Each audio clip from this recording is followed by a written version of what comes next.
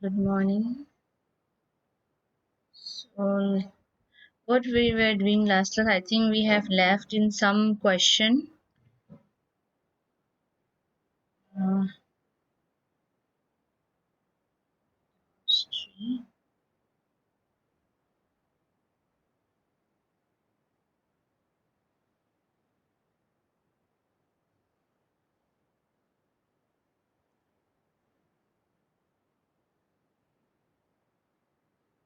Where we were? Let me share my screen. Yeah, I think the pre-stressed line maybe.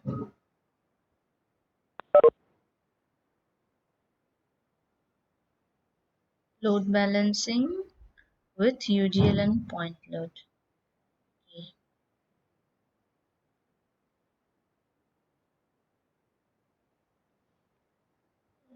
We had done this, the pressure line method we have discussed.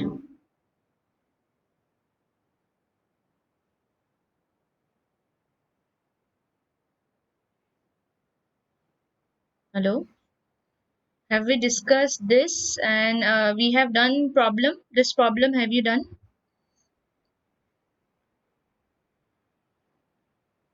On the pre-stressed line method or the C line, P line, whatever you can say. So, have we done any problem on this? The first problem we had taken. Two problem we have done. Two problems, and that means 37 and 38. I think we have done. With bend tendons, have we done with bend tendons?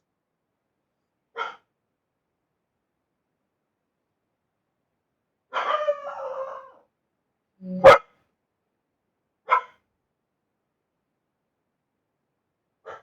Strength concept method. Not yet. Okay. Nanzia, not yet. Shinji, no, no. Okay, then today we'll see fast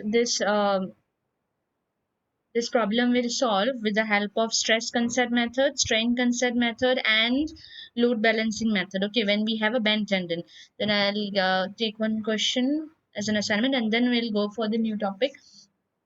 So here, what is your question? A pre-stressed concrete beam is pre-stressed with a tendon bent as shown in figure, and the external load on the beam consists of concentrated load of 180 kilonewton at the midspan, this one, and the effective pre-stressing force is 1200 kilonewton. Sorry, this should be, yeah, this is 1200. Okay, here this is wrong here. In the figure it is wrong. It should be 1200 kilonewton. Calculate the extreme stresses in the concrete the midspan section. At the midspan section, we have to find out what the stresses. You know from the stress concept method, these things you already know: area, section modulus, pre-stress, all these things. Dead load also you can calculate. Extreme bending moment you will know here. What is this? Due to this point load WL by 4 and this due to this UDL WL square by 8.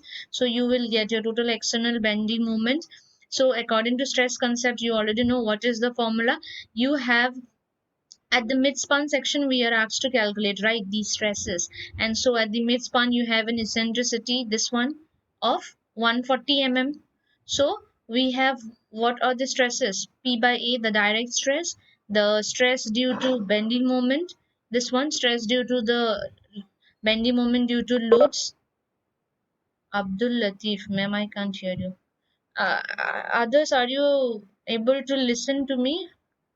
Am I audible to you all? Okay, Abdul Latif, maybe you have some internet issues.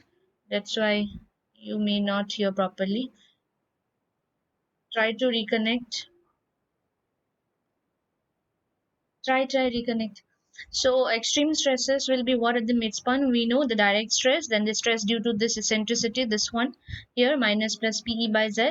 You have the eccentricity at the bottom of the this line, the CG line. So it is what? Minus plus. That means your moment is what? This way. negative, that means tension at the top and compression at the bottom. These things you can calculate. So top stress you got 10.4, bottom stress you got minus zero point 0.4.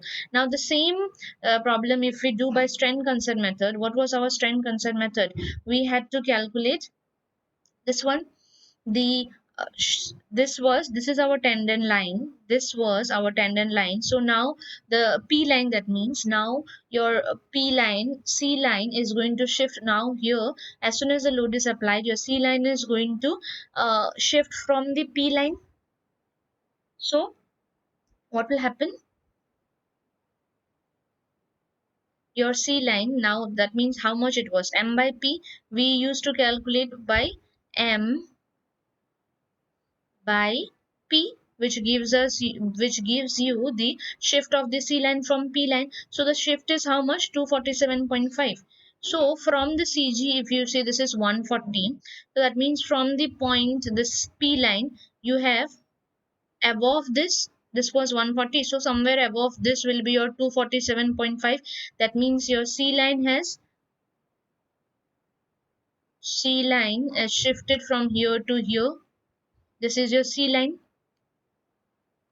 Okay, so what happens now, once you know your this distance c line, the shift of the c line from the p line, you can find out the eccentricity of this c line. Since in the strength concern method we are always concerned about the c line, so we will always be taking the c line. So c line we have to consider it with respect to the cg, how much is the eccentricity. So that will be how much? 240, this one 247.5 minus your 140 will give you your this distance, this one, which is the eccentricity of the C line.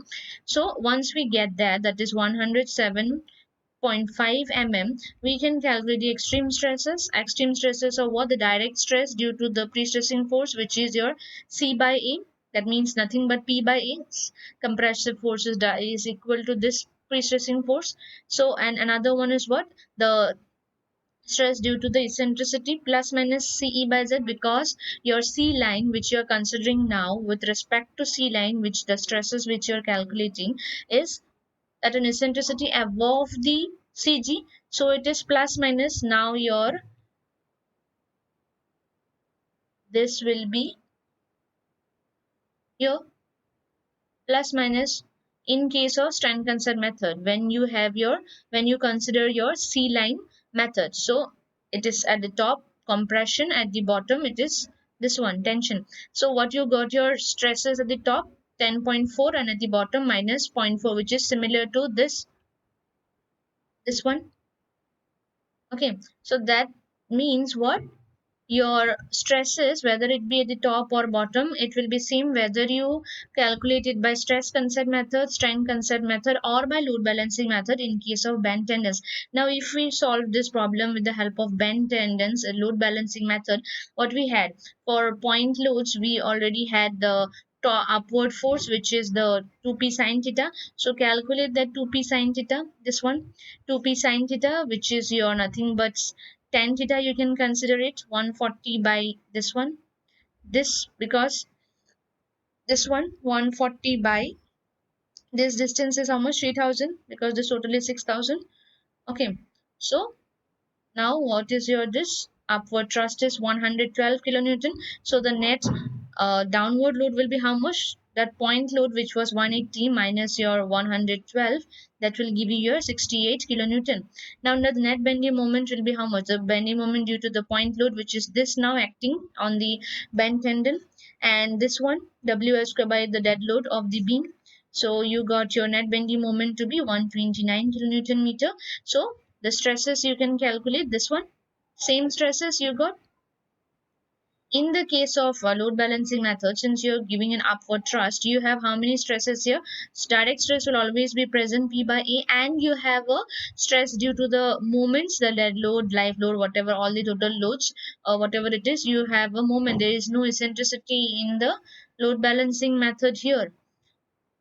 Okay, so M by Z plus minus M by Z. So you got your this thing correct. Now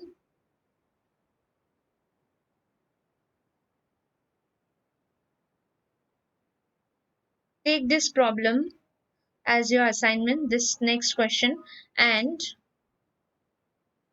Take this question as an assignment and determine the stress distribution for the end section. You don't need to find on the end section. You just find at the midspan section of the beam. Okay, in this particular question, take a screenshot of this question. I'll share you the link. You have to submit that assignment there.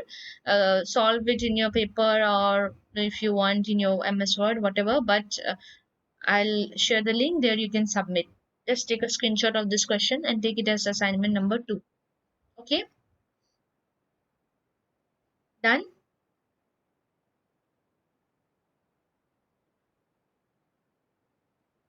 Have you taken the screenshots?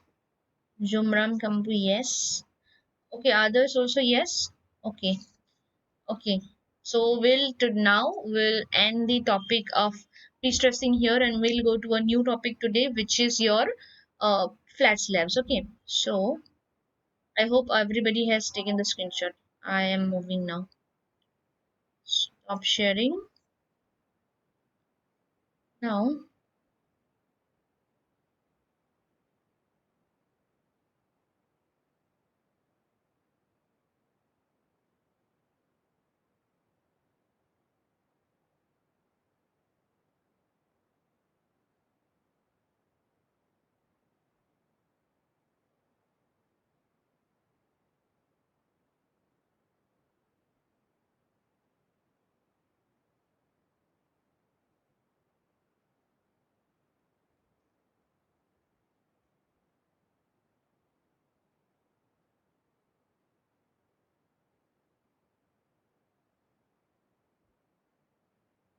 Okay. Where is, yeah. So flat slabs. Today we'll be talking about flat slabs. Okay. So what are your actually flat slabs? Is my screen visible to you all?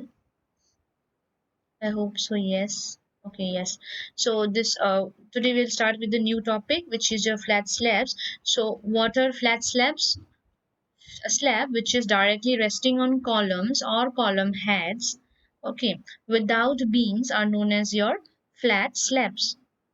Okay, understood this thing? The conventional slabs which you had previously studied was resting on beams and columns, but flat slabs are what? They are resting on the flat slabs are resting on the columns directly, okay, without any beams. See here, without any beams, these are known as your flat slabs. Now if I try to show you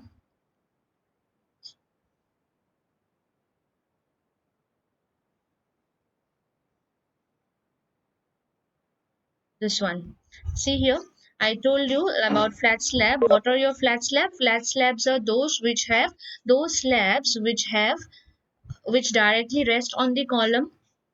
Okay, there are no beams. You can see in these figures there are no beams, right? Here also you see these are your columns, but there are no beams here. You cannot see beams here on the slab.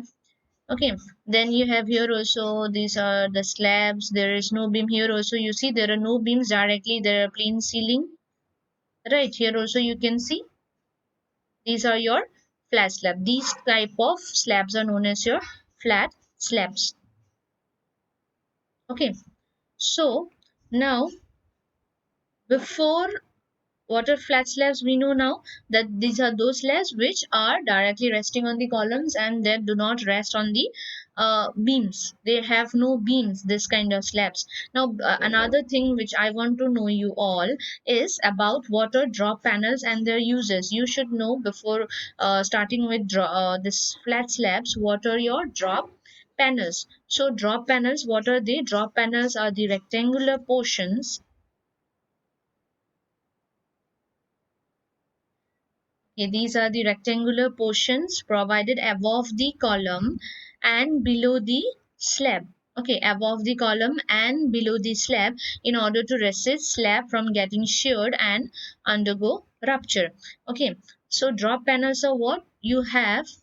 This is your slab, suppose. So this is your slab. What happens is a rectangular portion provided above the column. So that means there in the slab you will have a drop panel here, and then you will have a column. Okay, as you have seen in the figure which I showed you just now. So here these are your drop panels. These are known as your drop panels. Okay, which are above the columns but below the slabs. Okay, so now next is what the drop panel increases the contact surface area between the column, yes, obviously between the column and the slab, which will enable a better distribution of load from the slab to the column. Thus, it will reduce the chance of slab failure due to unbalanced moments. Why we provide these drop panels? Because this will give a better distribution of the load from the slab to the column, and also this will reduce the chance of the slab failure due to the unbalanced moments. Okay, next if you should know is the column heads. What are column heads and what are their uses? Why we use column heads? So column heads are what? They are mushroom like enlargements of reinforcement concrete at the upper end of a column, okay, which are designed and built to act as an integral unit with the column and the floor slab above so as to increase the shearing resistance. Okay, so what are your column heads? These are your slabs. Okay, so above the column you may have this kind of column heads. These are known as your column heads. Okay, these are known as your column heads. Above the column head kind of thing, these are known as your column heads, which are at the upper end of the column. Okay, and these are because this will help to distribute the load from the slab to the columns. Okay, and have shearing resistance, which will provide shearing resistance. Column heads are used to increase the shear strength of slabs and also to reduce the bending moment in the slab by reducing the effective span. Okay, so this column heads will provide you shear strength to the slabs, okay, so that the loads are distributed properly, and also the effective span of the this thing slab will also reduce. Okay, there is no beams there. Now if we talk about the types of slab, what are the different types of flat slabs? Number one is your slab without drop and column without column head. Let me see. Slab without drop and column without column head. Okay, so should use me.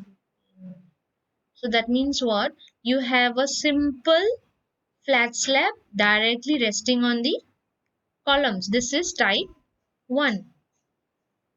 Okay, type 1 is what? The slabs which are directly resting on the columns. They do not have, they are without drops and without column heads. Now, you already know what are your drops and your column heads. Now, next, if we see, it is the slab with drop and column without column head.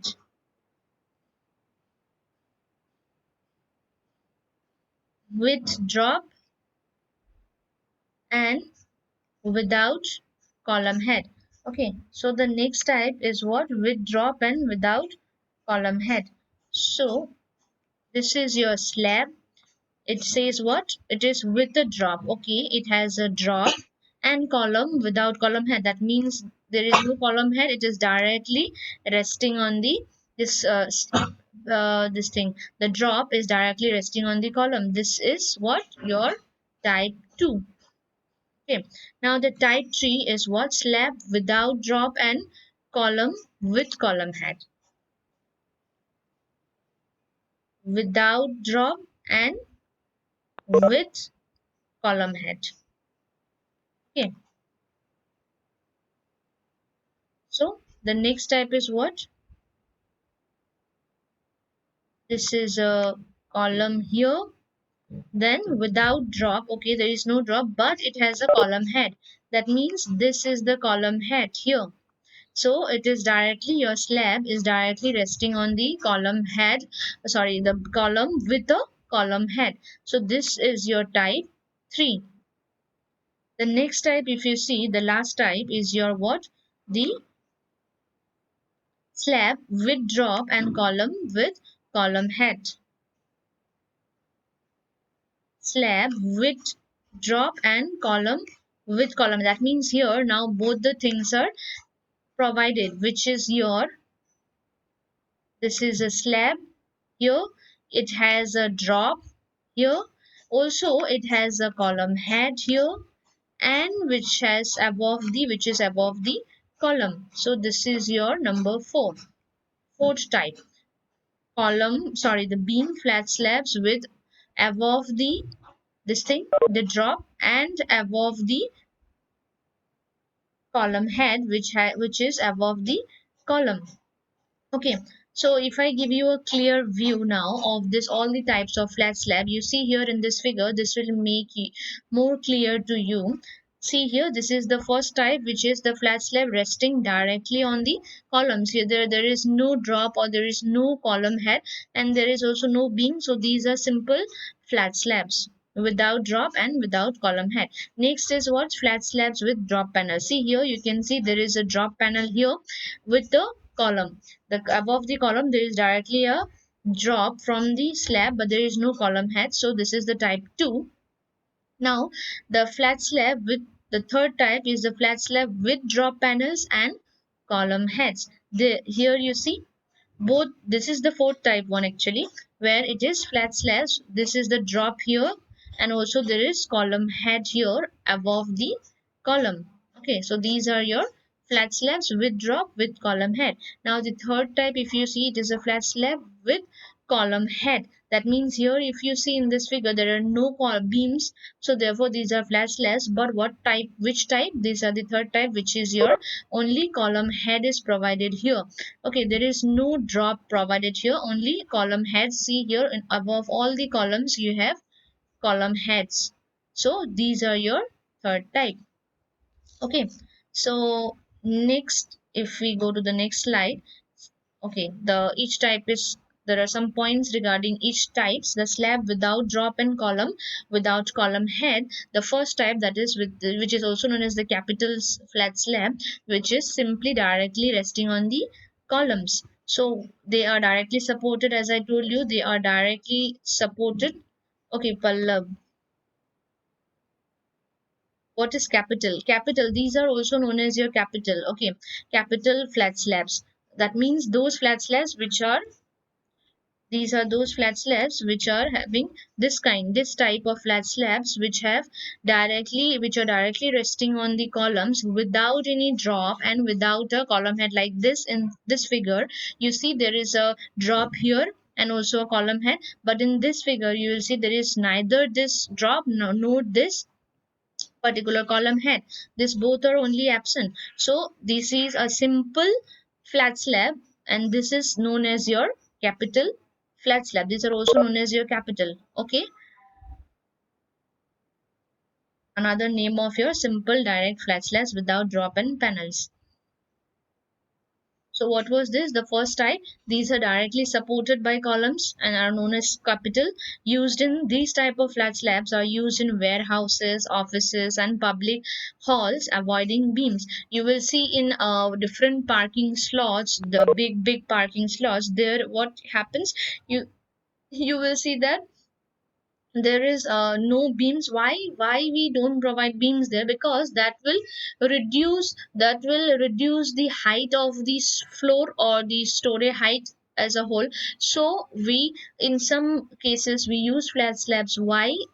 Mostly in the parking slots, halls, offices, underground, this slots areas. Why? Because this will not give the hindrance to the, also the light effects, because you have, suppose this will give a plain ceiling, this capital, which is your flat slab without any column head or drop, this will give a better illumination of the lights.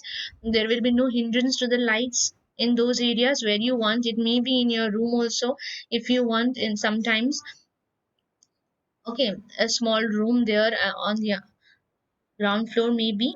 So here the next one is your slab with drop and column without column head. Only drop is there, no column head is there. This what it does, moments in the slabs are more near to the column here, obviously. So hence the slab is thickened near the columns by providing the drops. Okay, so in flat slab, what happens? The moments are in the nearer to the column here. When you have, that's why we provide a drop such that that's why what we do, we increase the thickness of the slab such that there is better distribution and the moments are also resisted shear and puncture. Okay, sometimes the drops are called as capital of the column.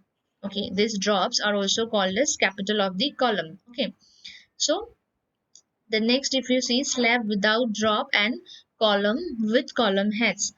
The column heads may be provided with an angle from the consideration of architecture, but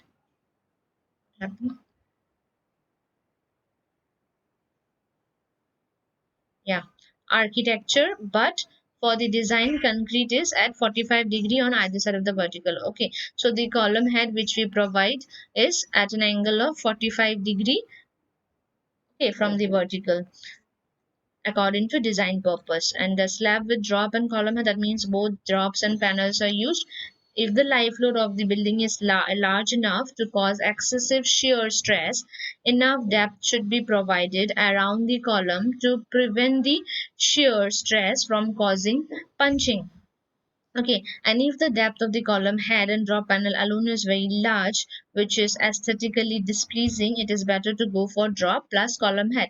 You see why when we use this kind of this type of flat slabs with the drop and also with column heads, both are there, drops and column heads. When you have a large or large life loads of the building, there is the large amount of loads are there, so what obviously more loads, more you have to make your slabs with the columns of that much strength. But if you provide, okay, this is with drop and without, so that much, so this the load is increasing here with more amount of load. If there is higher amount of load, what happens if you provide only the drop in the flat slab? If you provide this drop here, only the drop, then obviously you have to increase the depth of the this thing, the drop panel, and also if you provide only the column head, that also you have to increase the size of the column head, so such that it can carry this much of life load, the huge amount of life load. But that way when you increase this depth, then again thickness of this slab also if you increase, so this will not serve the purpose of your flat slab, because flat slab, or else we could have given beams directly to this thing to resist the loads. With the beams we could sorry, with the slabs we could have given the beams such that they would support the loads from the slab. But since we are using here, and why we have removed this beam such that, because for huge loads you will have beams of higher depths, so we don't want that in our building or in that the, floor particularly. So what we do, that's why we are providing what, so that's why we are providing this flat slabs. And if we increase this depths all over, so this is not serving this purpose of removing the beams. So what we can do, such that these heavy loads are carried properly by the flat slab, so we provide both the drops as well as the column heads such that the load is distributed, and also you have your slab with your drops and also with your column head, so this will directly distribute the loads here. Okay, without this thing.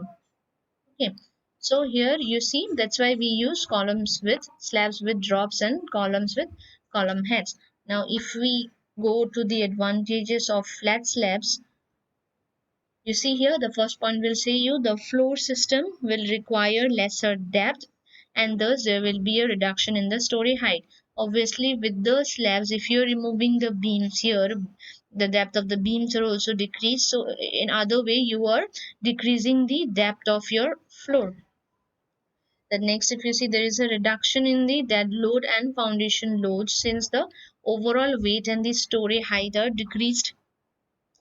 Since your depth of the floor or the floor system will require lesser depth, so what will happen, your ultimately your dead loads are decreasing. Okay, since your story height is decreasing, so obviously your dead loads are also decreasing.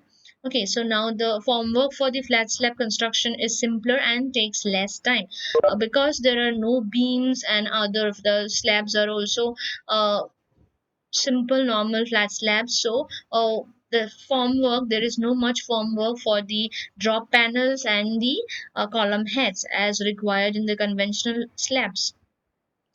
Flat slab construction has improved the fire resistance and compared to other types of floor system. Okay.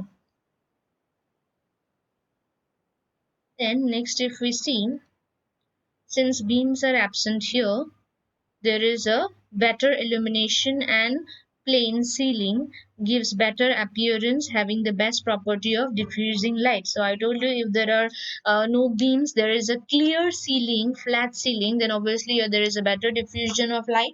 And also what will happen, your you don't need to require, there will be, this will be economical. Why? If you want a better and very much good appearance, to give good appearance to your room or your floors, what will happen, you will not require false ceiling. Earlier we used to do what, to hide the beams or other works, light works, etc. What we do, we put false ceiling, we use false ceiling.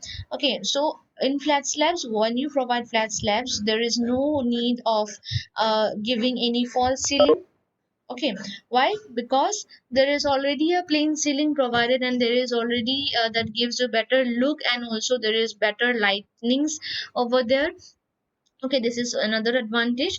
Now there can be some few disadvantages of flat slabs, like drop panels may interfere with larger mechanical ductings. Larger mechanical ductings means the mechanical works which are done already in your floor, different pipelines, etc. Or hello, yeah, and there. Yeah. So the next, if you see, not suitable for supporting brittle partitions, flat slabs, like if for brittle partitions, it is not that much, because since you don't have beams here, these are not as much as strong as your conventional flat slabs. But if you provide the better design and you go properly with the design, it is okay, it will serve the same purpose like the conventional old uh, slabs method. Okay, but for brittle partitions you will have what, you cannot use flat slabs like glasses over, suppose you have glass buildings, you're constructing of glasses, etc. So these are generally not suitable for those. Higher slab thickness. Okay, flat slabs will also have higher slab thickness as compared to your conventional